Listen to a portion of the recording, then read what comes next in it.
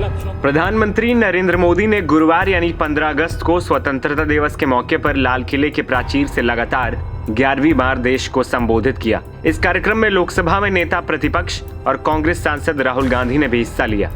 स्वतंत्रता दिवस समारोह के दौरान राहुल गांधी को ओलंपिक पदक विजेताओं के साथ सबसे आखिरी पंक्ति या कहें लाइन में बैठे हुए देखा गया।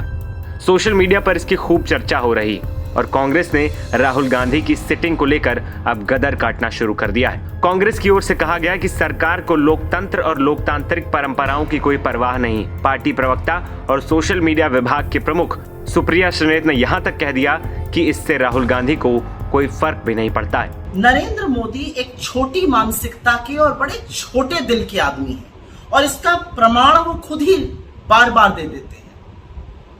एक बात और भी है कि छोटे मन के लोगों से बड़ी बातों की उम्मीद नहीं करनी चाहिए। आज स्वतंत्रता दिवस समारोह पर नेता प्रतिपक्ष राहुल गांधी को 5वीं लाइन में बिठाकर नरेंद्र मोदी आपने अपनी कुंठा तो दिखा दी, लेकिन इससे राहुल गांधी को कोई फर्क नहीं पड़ता है।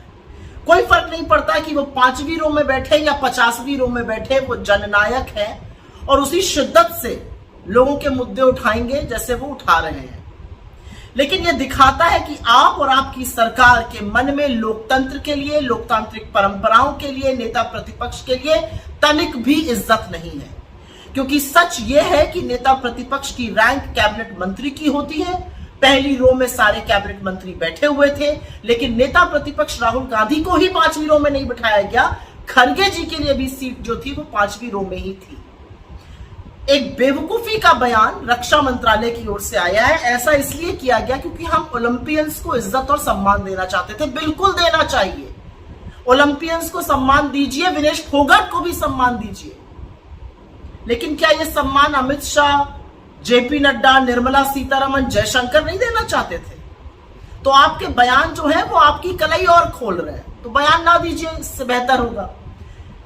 नेता प्रतिपक्ष लोकतंत्र में इसलिए जरूरी है क्योंकि वो सरकार को जवाबदेह बनाता है, वो सरकार को कटघरे में खड़ा करके लोगों के मुद्दे उठाता है। असलियत यह है कि राहुल गांधी से आप लोग असहज हो जाते हैं। वो आंख में आंख डाल के आपसे सवाल पूछते हैं, वो आपके भ्रष्टाचार को, आपकी नाकामियों को, आपकी विफलताओं को आपके मुंह पर कहने की ताकत रखते हैं, तो आप उनसे आंखें चुराते हैं। लेकिन कोई फर्क नहीं पड़ता, आप 5वीं रो में बिठाइए या 50वीं रो में, राहुल गांधी फिर भी राहुल गांधी रहेंगे। लेकिन ये कर एक बार फिर से आप लोग कितने छोटी मानसिकता के क्षुद्र, बिल्कुल चूहे के कलेजे वाले लोग हैं, ये फिर से आपने सिद्ध कर दिया। दरअसल स्वतंत्रता दिवस के मौके पर लाल किले से सामने आई तस्वीर को देखिए। राहुल से आगे ओलंपिक पदक विजेता बैठे हुए नजर आ रहे हैं। वो जिस लाइन में बैठे हैं उसमें भी हॉकी टीम के कुछ खिलाड़ी उनके साथ हैं। राहुल के पीछे 2 लाइनें और हैं जिनमें कुछ अन्य मेहमान बैठे हैं। यहाँ गौर करने वाली बात यह है कि 10 साल में पहली बार विपक्ष का कोई नेता स्वतंत्रता दिवस समारोह के लिए लाल किले पर मौजूद था। ऐसे में उसे पीछे बिठाए जाने पर विवाद हो गया। हालांकि सरकार की तरफ से इस पूरे मामले पर बयान भी सामने आया है। रक्षा मंत्रालय ने आरोपों पर जवाब देते हुए कहा है कि राहुल के लिए आगे की सीट रिजर्व थी, लेकिन उन्होंने अपनी मर्जी से लाइन में पीछे बैठने का फैसला किया।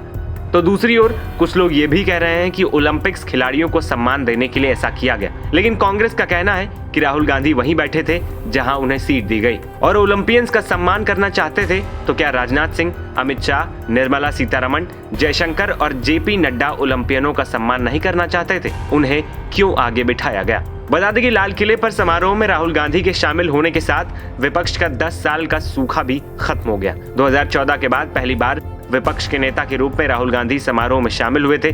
2014 और 2019 के चुनाव में भारतीय जनता पार्टी की जीत के बाद विपक्ष के नेता का पद खाली रहा, क्योंकि कोई भी विपक्षी दल संवैधानिक पद पर रहने के लिए आवश्यक सीटों की संख्या पा नहीं सका था।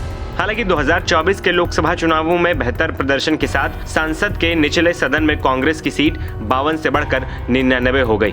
इस प्रदर्शन के बाद राहुल गांधी को 25 जून को विपक्ष के नेता के रूप में नियुक्त किया गया था। NBT ऑनलाइन की रिपोर्ट।